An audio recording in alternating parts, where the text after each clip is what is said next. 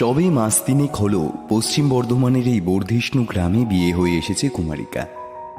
কাশ মধ্য কলকাতার মেয়ে কুমারিকা কোনোদিনই ভাবতেই পারত না কলকাতা থেকে এত দূরে এক গ্রামে সে বসবাস করবে, যেখানে এখনো আধুনিক সভ্যতার নিদর্শন হিসেবে বিদ্যুৎ সংযোগ এবং তার দৌলতে আশেপাশের কয়েকটি বাড়িতে থাকা রঙিন টিভি।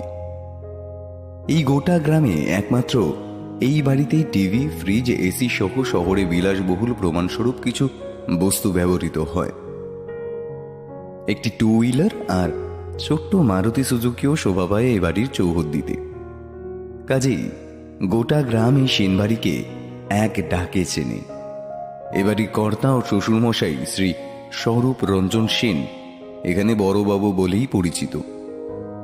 এবারই সদস্য বলতে 5 জন। স্বরূপ রঞ্জন সেন, ওনার স্ত্রী নিভা সেন, ওর স্বামী শেখর সেন, স্বরূপ রঞ্জনের জ্যাঠতুতো বোন শিবায়নী সেন আর সে নিজে।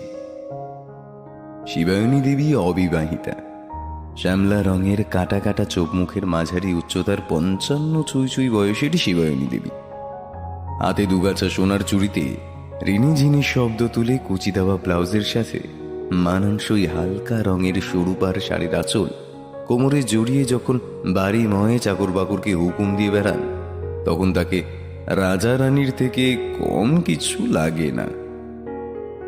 অসমবয়স্কায় পিসিটির সাথে প্রথম দিন থেকেই কুমারিকার কিন্তু দারুণ ভাব হয়ে গেছে। কুমারিকার যখন স্ট্যাটিস্টিক্স নিয়ে মাস্টার্স করার ফাইনাল ইয়ার, তখনই তার সাথে আলাপ হয় শেখরের। ওর ইউনিভার্সিটির এক ক্যাম্পাসিংয়ে শেখর এসেছিল তার কোম্পানির তরফ থেকে। খুব কম বয়সেই অভাবনীয় সাফল্য আর ইয়ং মাইন্ডের বোঝার ক্ষমতার জন্য শেখর তার কোম্পানির বিশেষ পছন্দ ছিল এইসব ক্ষেত্রে। কুমারিকার স্বপ্ন ছিল প্রফেসর হওয়ার, সেই মতো সব প্রস্তুতিও সে নিচ্ছিল। তাই এসব ক্যাম্পাসিং সে এড়িয়েই চলতো। তবে এইবার কি ভেবে সে ইন্টারভিউটা দিয়েই দেয় এবং প্রথমবারেই আরো 12 জনের সাথে সেও সিলেক্টেড হয়ে যায়।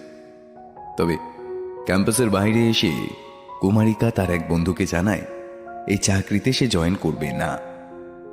এই সময় শেখরও এসেছিল বাইরে সিগারেট খেতে। প্রথম দেখাতেই শেখরের ওকে ভালো লেগে গিয়েছিল। তাই কুমারিকার এহেন কথা শুনে সে বেশ আশ্চর্য এবং মর্মাহত হল। তার মনে হচ্ছিল সে গিয়ে এত ভালো চাকরি পেয়েও ছেড়ে দেওয়ার এই অদ্ভুত সিদ্ধান্তের কারণ জিজ্ঞেস করে। তবে সেদিন শালীনতা বজায় রেখে সে কিছুই না বলে ফিরে যায়।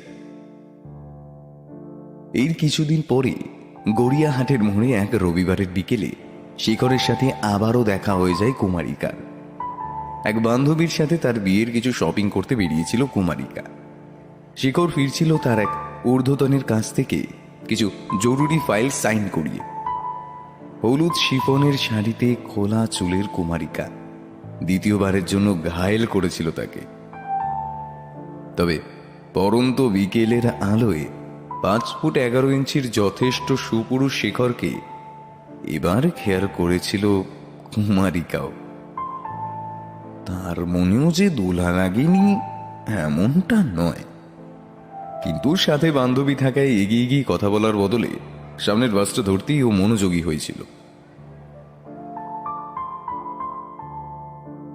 এরপর তৃতীয়বারের জন্য ওদের দেখা হয় দার্জিলিংয়ে। দুজনেই গিয়েছিল সোলো ট্রিপে। আচমকাই একদিন মেলে তাদের সাথে দেখা হয়ে যায়। দুজনের সাথে কেউ না থাকায় আর সামান্য পূর্ব পরিচয়ের সূত্রে আলাপ জমে উঠতে বেশি সময় লাগেনি। সেই আলাপ খুব স্বাভাবিকভাবেই বন্ধুত্ব হয়ে প্রেমে গড়িয়ে বিয়ের জল গায়ে লাগতে তাদের সময় লেগেছিল ঠিক 2 বছর। ততদিনে কুমারিকা নেট পরীক্ষায় একবার অকৃতকার্য হয়ে দ্বিতীয়বারের প্রস্তুতি নেওয়ার পাশাপাশি একটা মোটামুটি নামকরা কোম্পানিতে ভালো মাইনের একটা চাকরিও জুটিয়ে ফেলেছিল। চাকরি সূত্রে শেখর কলকাতায় ওদের নিজস্ব ফ্ল্যাটে একা থাকলেও সুযোগ পেলেই এই গ্রামের বাড়িতে আপনজনদের মাঝে চলে আসতেই পছন্দ করত। বিয়ের পরে এ বাড়িতেই সবার সাথে বিয়ের জন্য নেওয়া ছুটিটা ওরা কাটাবে তেমনটাই ঠিক ছিল। প্রথম এই গ্রামে এসে ভালো লাগলেও এখানে স্থায়ী বসবাসের কথা কুমারিকা ভাবতেও পারেনি। তাছাড়া চাকরির জন্য কলকাতাতে তাদের থাকতে হবেই। কিন্তু এ বাড়ির সবার আন্তরিক ব্যবহারে ও কদিনেই এখানে ভালোভাবেই মানিয়ে নিয়েছে। নতুন পাওয়া পিসি তো যেন বন্ধুটি। প্রেম পর্ব জানাজানি হওয়ার পর থেকেই শেখরের বাড়ির সবাই ওকে ভীষণই ভালোবাসতেন। বউ হয়ে আসার পরেও তার অন্যথা হয়নি। এখানে কুমারিকা বেশ সুখেই আছে। বিয়ের পরপরই বিশ্বব্যাপী অতিমারির জন্য লকডাউন হয়ে যাওয়ায় বেশ কিছুদিন পুরোপুরি ছুটি কাটিয়ে দুজনের এখন ওয়ার্ক ফ্রম হোম। তাই সব মিলিয়ে বিবাহ পরবর্তী জীবন বেশ সুখেই কাটছে ওর।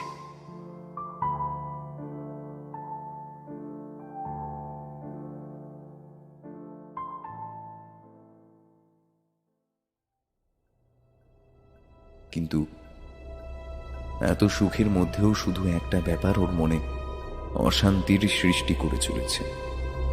সেই বৌভাতের পরদিন থেকে প্রতি রাতে অদ্ভুত এক দুঃস্বপ্ন ওকে বেশ অস্থির করে তুলেছে।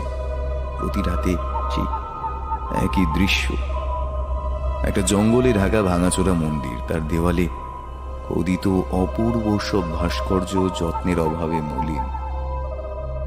সেই মন্দিরের সিঁড়িতে একটি সুবেশ পুরুষ এক হাতি ধুতির খোঁচা সামলিয়ে বসে সুরা পানে ব্যস্ত। হঠাৎ এক 13-14 বছরের কিশোরী হাতে ফুলের ডালি, পুজোর উপকরণ সমেত মন্দিরে প্রবেশ করতে গিয়ে থমকে দাঁড়ালো। কিশোরীর পায়ে নুপুর, সিঁথিতে চওড়া করে পড়া সিঁদুর, মুখ ঢাকা ঘোমটার আড়ালে পরক্ষণে এ দৃশ্য বদলে যায় এক ভয়ালো অত্যাচারের পটভূমিকায়। সেই যুবক টলতে টলতে বেরিয়ে আসছে মন্দিরের ভেতর থেকে। কোচা সামলানো হাতের মুঠোয় এখন শোভা পাচ্ছে ওই বধূটির সুদীর্ঘ কেশরাশি।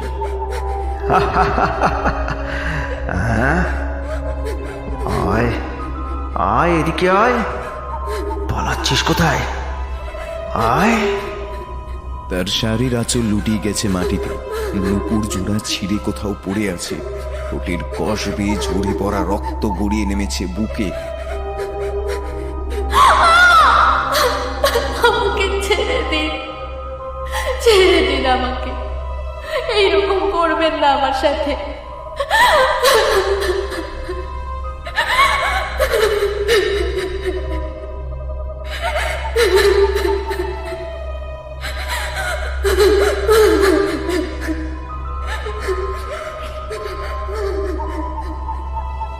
এরকম স্বপ্ন দেখার কথা কাউকেই বলে উঠতে পারেনি কুমারিকা এখনো, এমনকি তার ননি পিসিকেও না।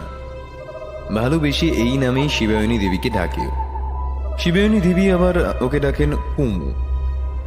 বহুবার পিসিকে এই ব্যাপারে বলতে গিয়েও শেষ মুহূর্তে নিজেকে সামলে নিয়েছে কুমু। যদি তাকে পাগল ভাবে সবাই, যদি তেমন গুরুত্বই না দেয় তার কথার, এই ভেবেই নিজেকে গুটিয়ে রাখে সে। এভাবে কেটে যায় আরো 1 মাস। এই সময়ের মধ্যে অবস্থার অবনতি হয়েছে আরো। এখন কুমু স্বপ্নে স্পষ্ট দেখে সেই যুবকের মুখ, কি অপূর্বই না দেখতে থাকে। আগত হিংস্রতার কোনো ছাপই নেই তার সারা মুখে, বরং সুরার নেশায় এক মাদকতার প্রলেপ ছড়ানো তার সর্বাঙ্গে। ভীষণ চেনা লাগে কুমারিকার ওই মুখের আদর।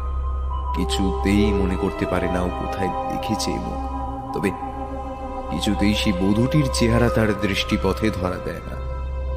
যদিও এখন আরো কিছু ভয়ঙ্কর তাকে দেখতে হয়। কিশোরী বধূটিকে টেনে হিঁচড়ে মন্দিরের সামনে চাতালে এনে তার অর্ধনগ্ন দেহের উপর বোতলের অবশিষ্ট সুরা ঢেলে তাতে আগুন জ্বালিয়ে দিয়ে অট্ট হাসিতে কেঁপে ওঠে সে নরাধব। লেলিহানের শিখার মধ্যে থেকে হতভাগিনী নিষ্পাপ বধূটির আত্মচিৎকার, বাঁচার আকুতি আর সেই অট্ট হাসি মিলিয়ে যে দুর্বিষহ চিত্রের সৃষ্টি হয়, সেটাই আজকাল কুমারীকে মাঝরাতে ঠেলে তোলে।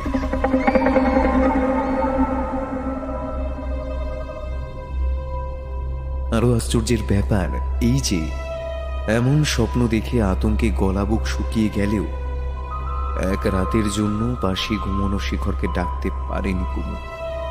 যতবারই ডাকতে গেছে ওর মনে হয়েছে কেউ যেন কেড়ে নিয়েছে ওর নড়াচড়ার শক্তি, বন্ধ করে দিয়েছে তার তার গলার আওয়াজ।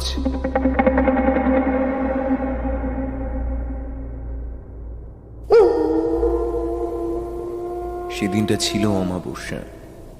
প্রতি রাতের মতো এ রাতেও কুমারিকা ঘুমোতেই শুরু হলো সেই দুঃস্বপ্নের আনাগোনা। কিন্তু কিন্তু আজ যেন ওর মনে হলো ওই লাঞ্ছিতা বধূটি বোধহয় কিছু কিছু জানাতে চাইছে ওকে। মন্দিরের ভেতর থেকে বের করার সময় কি যেন একটা নির্দেশ তার আঙুলের ডগায়। সে নির্দেশ অনুসরণ করে গর্ভগৃহের দিকে দৃষ্টি পড়তে ঘুমের ঘোরেও চমকে ওঠে কুমু। ভেতরের মেঝে ভেসে আছে রক্তে। বোঝাই যাচ্ছে কি নারকীয় খেলা সংগঠিত হয়েছে সেখানে।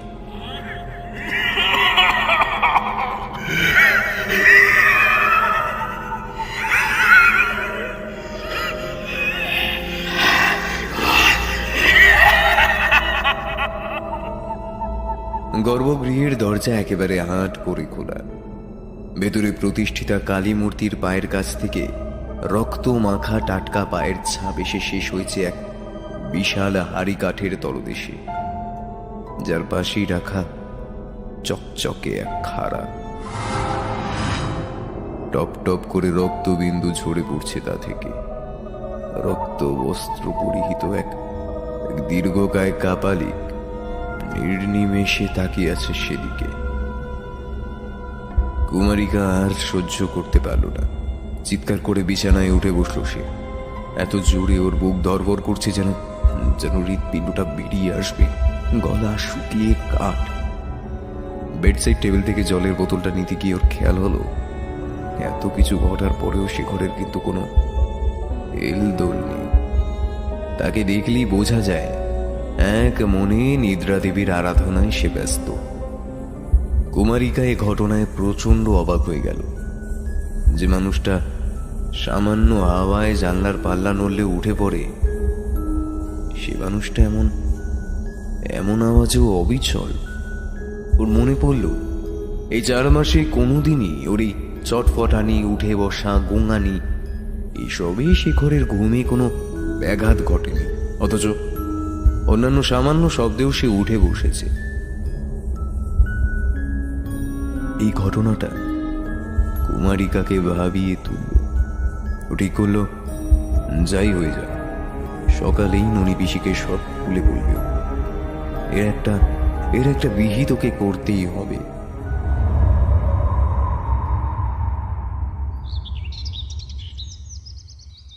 পরদিন সকালে কি ওঠার আগেই কুমু পিসির দরজায় গিয়ে টোকা মারে। শিবায়নী দেবী খুব ভোরে উঠে নিজের ঘরে নিত্য পূজার্চনা সারেন। বাড়ির ঠাকুর ঘরে তাকে উৎসব অনুষ্ঠান ছাড়া দেখা যায় না। এত সকালে কুমারিকাকে দেখে তিনি যার পর নাই আশ্চর্য হলেন। ওকে বসতে বলে বাকি পুজোটুকু সেরে ওর হাতে প্রসাদ দেন, সাথে নিজেও এক কুচি প্রসাদী ফল মুখে পুড়ে বলেন, আরে এত ভোরে তুই? কি হয়েছে রে কুমু? হ্যাঁ, তোমাকে কিছু কথা বলার আছে ননি পিসি। হ্যাঁ হ্যাঁ হ্যাঁ, সব শুনবো শুনবো, কিন্তু তোকে এমন বিষণ্ণ লাগছে কেন রে? রাতে ভালো ঘুম হয়েছে তো? হ্যাঁ না পিসি, প্রতি রাতে অদ্ভুতভাবে ঘুমটা ভেঙে যাচ্ছে আমার। আর আর তার একমাত্র কারণ একটা অদ্ভুত ভয়ঙ্কর স্বপ্ন। বলিস কি রে? কি স্বপ্ন আমাকে বল। উত্তরে কুমু ওরফে কুমারিকা এতদিনকার ঘটে চলা সমস্ত ঘটনা একদম গড় গড় করে বলে দেয়, কিচ্ছুটি বাদ রাখে না। শেষে কাতর গলায় বলে, কি হচ্ছে এসব কিছুই আমি বুঝছি না, কিন্তু কিন্তু আমার মনে হচ্ছে খুব অশুভ কিছু একটা করতে চলেছে খুব শীঘ্রই। আমি আমি কি করব তার একটা উপায় তুমি বের করো ননি পিসি। আমার আমার মাথা কাজ করছে না। সবটা শুনে এক মুহূর্তের জন্য শিবায়নী দেবীর মুখ গম্ভীর হয়ে যায়। পরক্ষণে সাথে সাথেই নিজেকে সামলে নিয়ে তিনি কাষ্ঠ হেসে আশ্বস্ত করেন কুমুকে।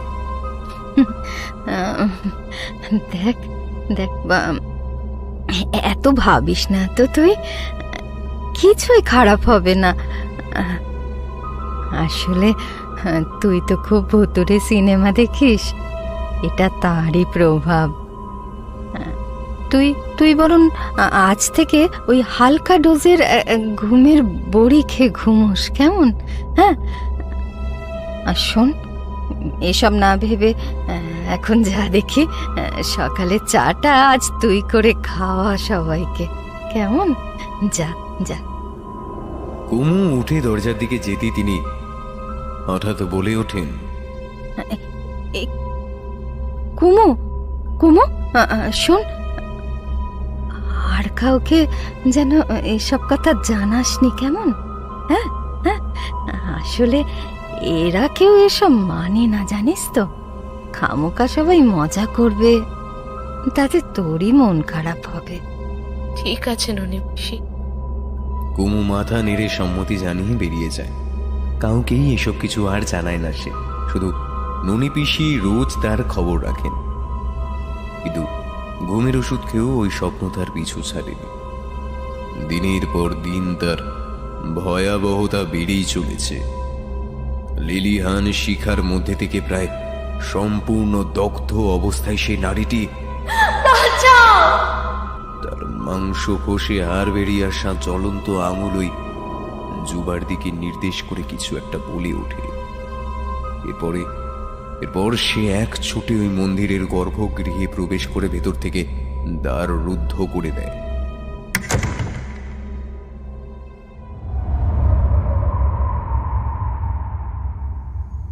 এই অবধি দেখে আজকাল কুমুর ঘুম ভাঙে। একথা শুনে পিসি কপালে যে চিন্তার ভাঁজ পড়ে তা কুমুর নজর এড়ায় না।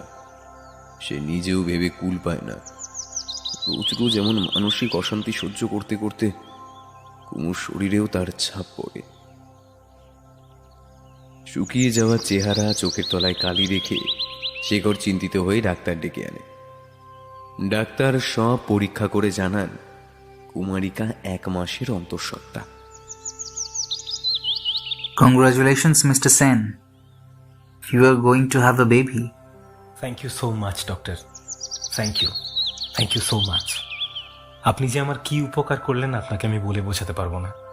Thank you doctor, thank you so much. Welcome. তবে মিস্টার সেন, এখন থেকে কিন্তু কুমারিকাকে আরো কেয়ারফুল থাকতে হবে, কেমন? আজ আসি, কোনো রকম সমস্যা হলে আমাকে ফোন করে জানিও। বাড়িতে আনন্দের ঝড় বয়ে যায়। কুমুকে আর কিছুই করতে দেওয়া হয় না, সারাদিন বসেই কাটে। এই অবসরে পারিবারিক ছবির অ্যালবামগুলো ও বেশ মনোযোগ সহকারে দেখতে লাগলো। এরকমই একদিন পাতা উল্টাতে উল্টাতে একটা ছবি ওর ভীষণ চেনা লাগলো, কিন্তু কিছুতেই ও মনে করতে পারলো না ওর কেন চেনা চেনা লাগছে এই ছবি। রাতে শেখরকে এই ছবি কার জিজ্ঞেস করবে ভেবে ও ঠিক করে রাখলো, কিন্তু সে রাতে শরীরটা একটু খারাপ লাগায় যে কথা আর ওর মনে রইল না। এভাবেই কেটে গেছে আরো 3 মাস। শেখরের অফিস খুলে গেছে, কিন্তু ও মোটামুটি উচ্চ পদে থাকায় আর যাতায়াতের অসুবিধে, অন্তঃসত্ত্বা স্ত্রী এসব কারণ দেখিয়ে অনলাইনেই অফিস করার ব্যবস্থা করে নিয়েছে। কুমু অবশ্য চাকরিটা ছেড়েছে। ওর অফিস থেকে খুব বেশি দিন জয়েন না করা কর্মীকে ম্যাটারনিটি লিভ বা ওয়ার্ক ফ্রম হোম কোনোটাই দিতে চায়নি। আজ সবাইকে রাজি করিয়ে ও পায়েস রেঁধেছে সম্পূর্ণ নিজে হাতে।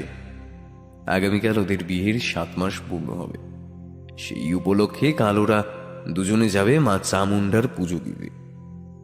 এই বংশের এমনই নাকি রীতি। নববিবাহিত যুগল বিবাহের 7 মাস পূর্তির দিন ওই মন্দিরে পুজো দিতে যায়। ওদের কোনো এক পূর্বপুরুষ 2 গ্রাম পরে এক অধুনা পরিত্যক্ত শ্মশানের পাশে নির্মাণ করান এই মন্দির। পূর্বেই নিত্য পূজা হলেও রক্ষণাবেক্ষণের অভাবে আজ তার ভগ্ন দশা। মায়ের মূর্তিও নেই।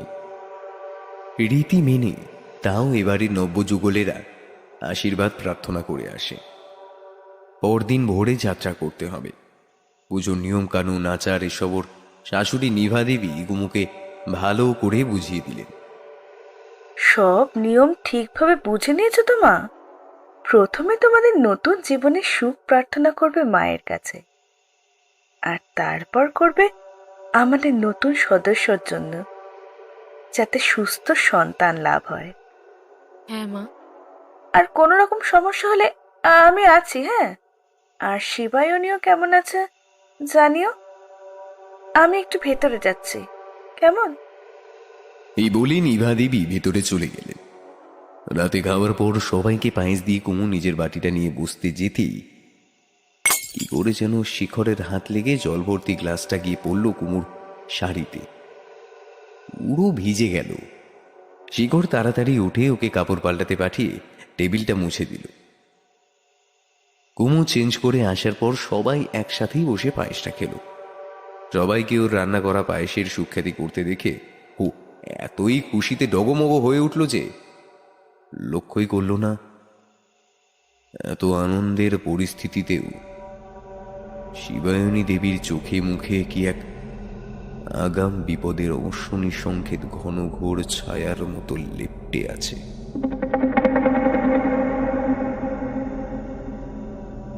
শিলাতে খাওয়ার পরে যেন একটু বেশি চোখ লেগে এলো কুমু। রোজ রাতের ত্বকের যত্নটুকু ঠিক করে করা হলো না ওর। চুল বাঁধার ফিতেও পড়ে রইল ড্রেসিং টেবিলের ড্রয়ারে। শেখর গেছে ব্যালকনিতে সিগারেট খেতে। কোনো মতে রাত পোশাকটা পরে বিছানায় গায়ে এলিয়ে দিতেই কাল ঘুম নেমে এলো ওর দু চোখ জুড়ে। ঘুমে তলিয়ে যেতে যেতেও দেখতে পেল ব্যালকনির পর্দা সরিয়ে এক ছায়ামূর্তি যেন এসে দাঁড়ালো বিছানার পাশে। হাত বাড়িয়ে তাকে ধরতে যাওয়ার আগেই চেতনার শেষ সুতোটুকুও ছিন্ন হলো।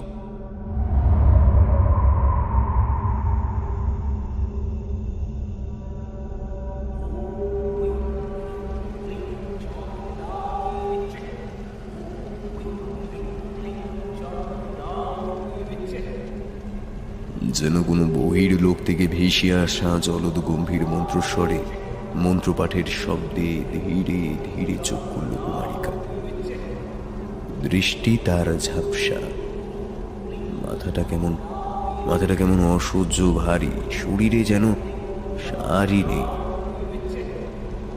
অবসতা কাটাতে হাত পা নাড়তে যেতেই বুঝতে পারল থাম জাতীয় কোনো বস্তুর সাথেও আষ্টে পৃষ্ঠে বাধা। মুখেও কাপড় দিয়ে পিছিয়ে আটকালো। অসহায়ের মতো চারিদিক তাকালো। ধূপধনুর ধোঁয়ায় আচ্ছন্ন জায়গাটায় আধো অন্ধকারে সামনের দৃশ্য দেখেও হতভম্ব হয়ে গেল।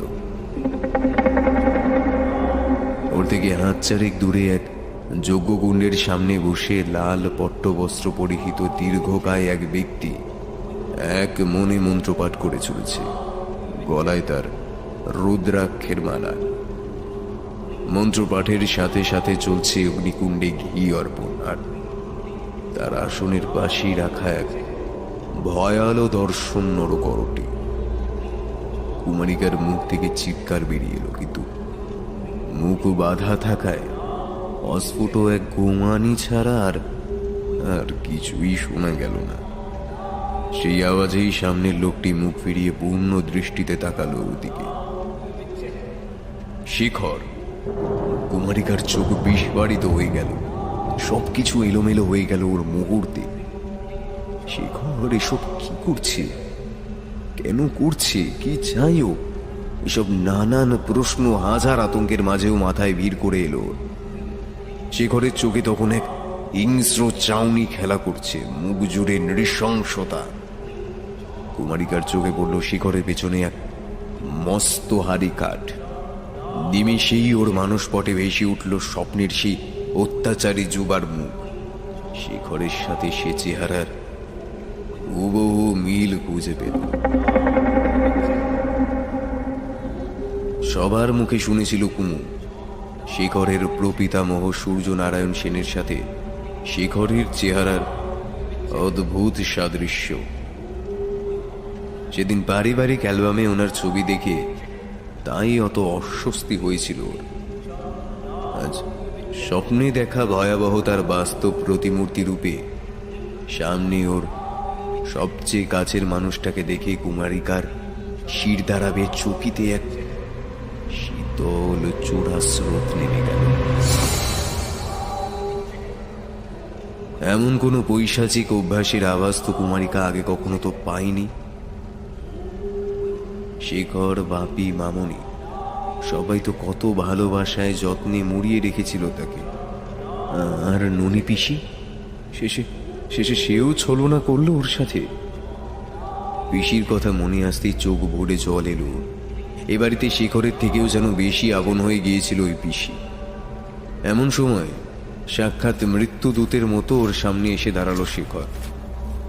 বাঁধন একটু আলগা করে পাজাকোলা করে কুমুকে কোলে তুলে নিয়ে ধীর পায়ে সে এগিয়ে গেল হাঁড়ি কাঠের দিকে। এতক্ষণে পাশেই রাখা ভয়াল দর্শন খাড়াটাও নজরে এলো কুমু। তেল সিঁদুরে মাখামাখি অস্ত্রটা আগুনের আলোয় চকচক করছে, যেন বহু নিচের পাতাল লোক থেকে উঠে আসা কোনো রাক্ষসের লকলকে জীব। উষ্ণ তাজা শোণিত ধারাপানের জন্য সে ব্যাকুল। একবার আমূল কেঁপে উঠে শরীরের সর্বশক্তি দিয়ে শেখরকে বাধা দেওয়ার প্রাণ চেষ্টা করতে লাগলো, কিন্তু কিন্তু ওই শক্তির কাছে কোনো নিতান্তই শিশু। শেখর ওকে অবলীলায় এনে ফেলে বদ্ধ ভূমিতে। হাত পা পিছমোড়া করে বেঁধে মাথা ঢুকিয়ে দেয় হাড়ি কাঠে, ঘি মালিশ করে ঘাড়ে, গলায় পরিয়ে দেয় রক্ত জবার মালা, কপালে আর সিঁথিতে দিয়ে দেয় ডগডগে তেল সিঁদুর। তারপর হাতে তুলে নেয় অস্ত্র। বিশুদ্ধ উচ্চারণে কোনো এক অজানা মন্ত্র পড়তে পড়তে অজোরে তা নামিয়ে আনতে থাকে ওর ঘাড় বরাবর। কুমারিকা আর সহ্য করতে পারে না। আতঙ্কে, দুঃখে, ক্রোধে চোখ বুজে ফেলে সে। ঠিক তখনই ওখানেই থামো, থেমে যাও। এই বলে চিৎকার করেই গেরুয়া বসন পরিহিত এক সাধু এসে দাঁড়ান মন্দির প্রাঙ্গণে। কণ্ঠে তার আদেশের সুর। সর্বাঙ্গ থেকে এক অপরূপ দৈব জ্যোতি বিচ্ছুরিত হচ্ছে। তার সাথে এক রমণীয় এসে দাঁড়ান। তিনি ডাকেন, কুমু, কুমু মা, মা কোনো ভয় নেই রে তোর। আমরা এসে গেছি বাবা, এসে গেছি। কুমারিকা ভয়ে ভয়ে কোনো মতে চোখ খুলে দেখে ননি পিসি। এক সাধু বাবাকে সাথে করে এনেছেন তিনি। ওদিকে সাধু বাবাকে দেখে শেখর এক পলকের জন্য থমকে গিয়েছিল। বসে গিয়েছিল হাতের খাড়া।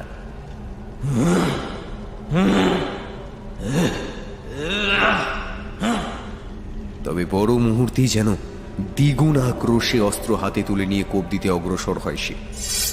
সাথে সাথে সাধু বাবা তার হাতের কমণ্ডল থেকে মন্ত্রপুত জল ছিটিয়ে মারেন শেখরের গায়ে।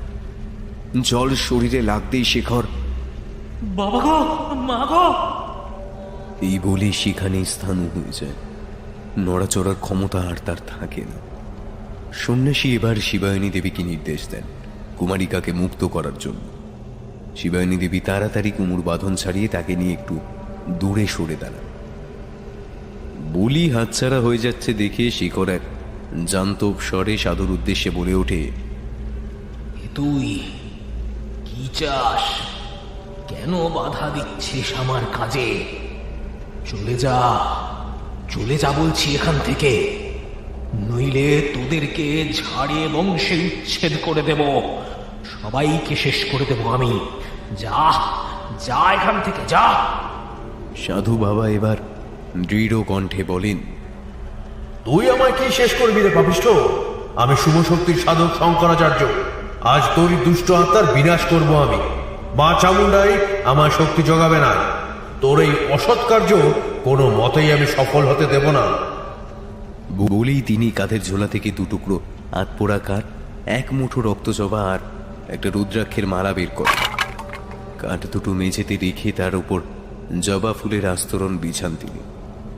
রুদ্রাক্ষের মালাটা ধরে রাখেন বাম হাতে। তারপর গম্ভীর কণ্ঠে দৃপ্ত উচ্চারণে আত্মাশুদ্ধি মন্ত্র পড়তে থাকেন। শেখরের কানে মন্ত্রধ্বনি প্রবেশের সাথে সাথেই আচাবন্দি পশুর মতো গর্জিয়ে ওঠে, সাথে গলা চিরে বেরিয়ে আসে গোমহানি।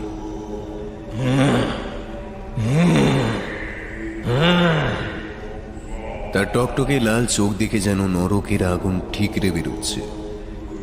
শঙ্করাচার্য এবার মন্ত্রোচ্চারণ শেষে ওই পোড়া কাঠ আর জবা ফুল আগে থেকে জ্বলতে থাকা যজ্ঞকুণ্ডে নিক্ষেপ করেন। তখনই ঘন কালো মেঘের মতো একটা অবয়ব শিখরের শরীর থেকে বেরিয়ে আসে। শিখর অজ্ঞান হয়ে মাটিতে পড়ে যায়।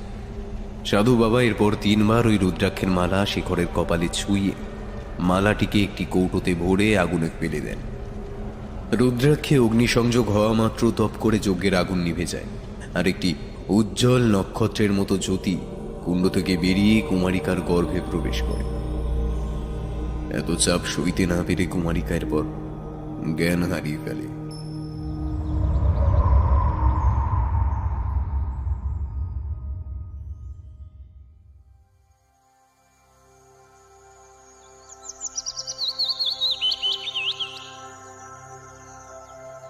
পরদিন সকালে সূর্যের আলো চোখে পড়তেই কুমারিকার জ্ঞান ফেরে।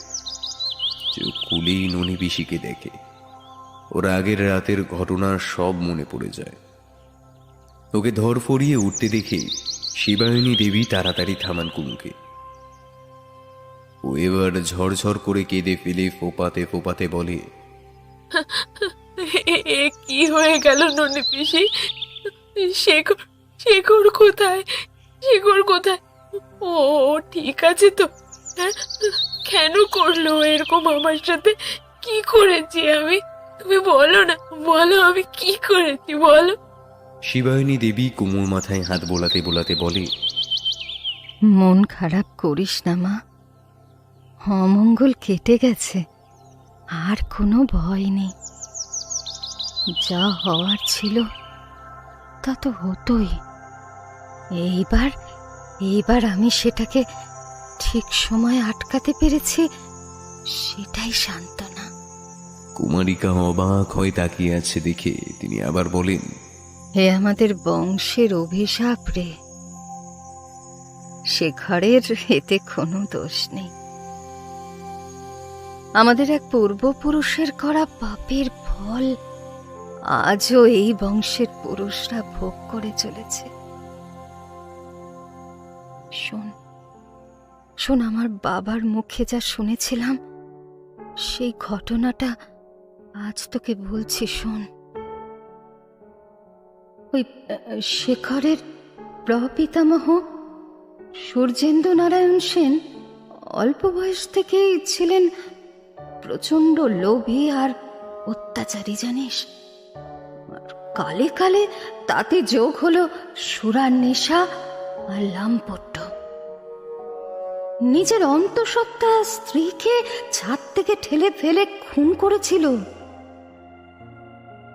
তখন আমার কাকা, মানে ওই শেখরের ঠাকুরদার বয়স হবে 4 কি 5। মহাজনী কারবার করে কাঁচা টাকার অভাব তো সূর্যেন্দু নারায়ণের ছিল না, তাই এই অপরাধ ঢাকতে তাকে বেগ পেতে হয়নি।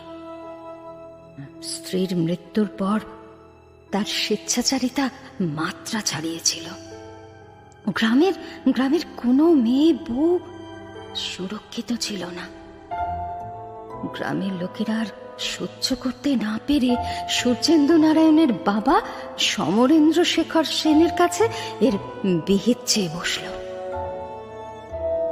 তবে ওই সমরেন্দ্র শেখর, উনি ছিলেন সত্যিকারের সাধু লোক, সৎ দানবীর একজন মানুষ।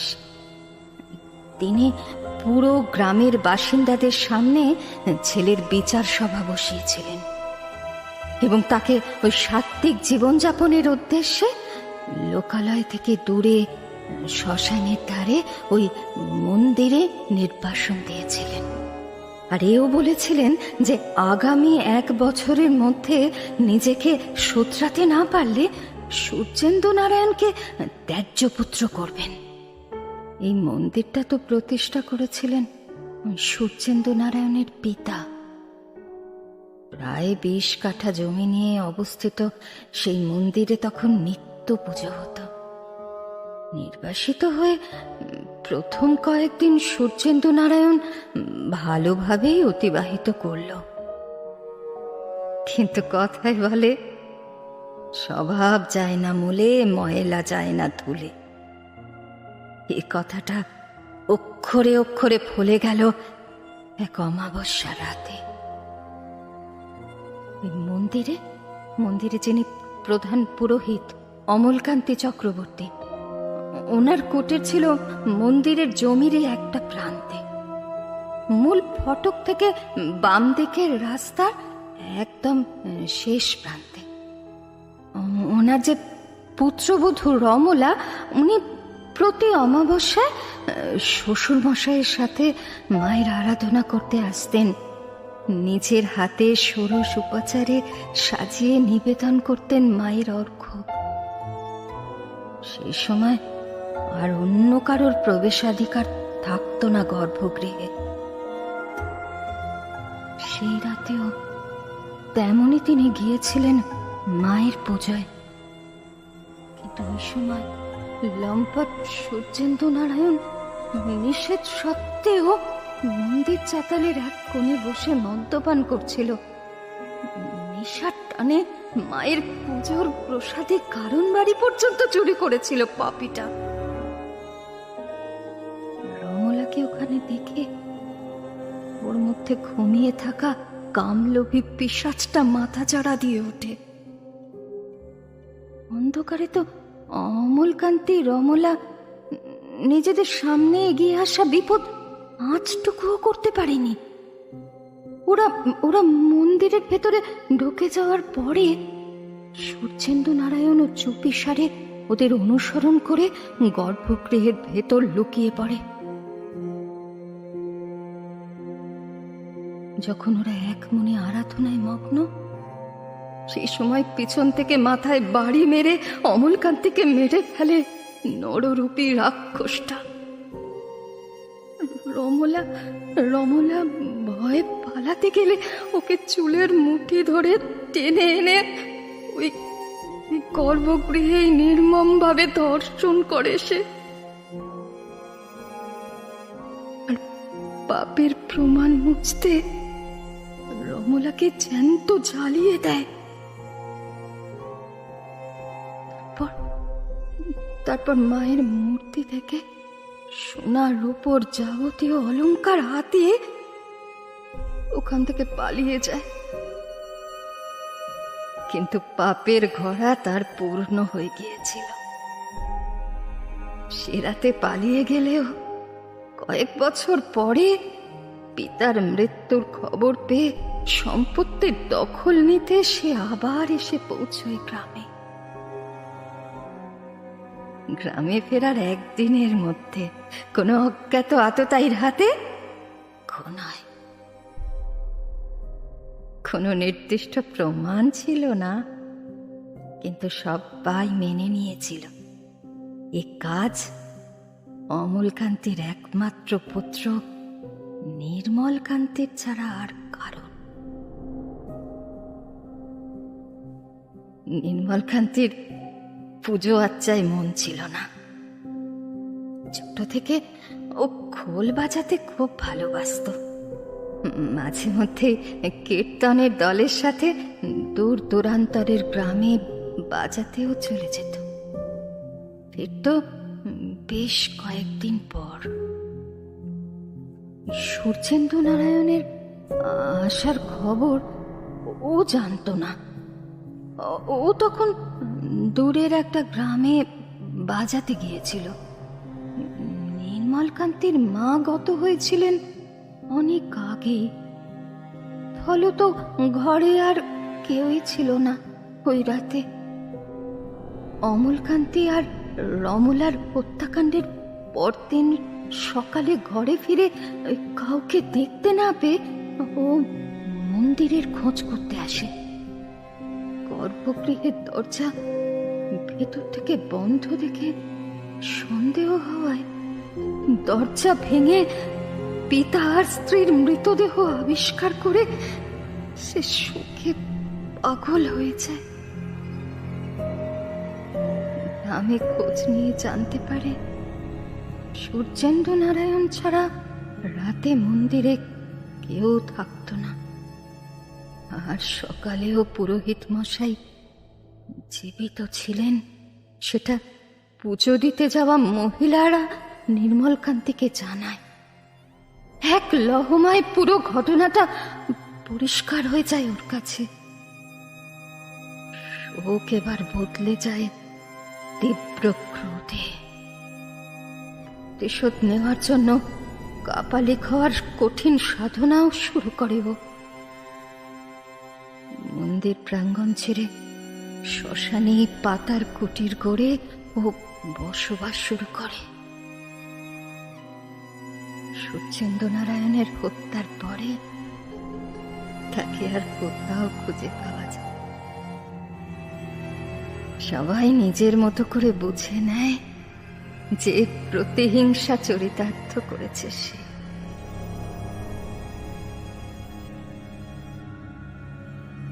জানিস জানিস আমার মনে হয় তুই তুই স্বপ্নে যে কাপালিককে দেখতিস ও নির্মলকান্তি।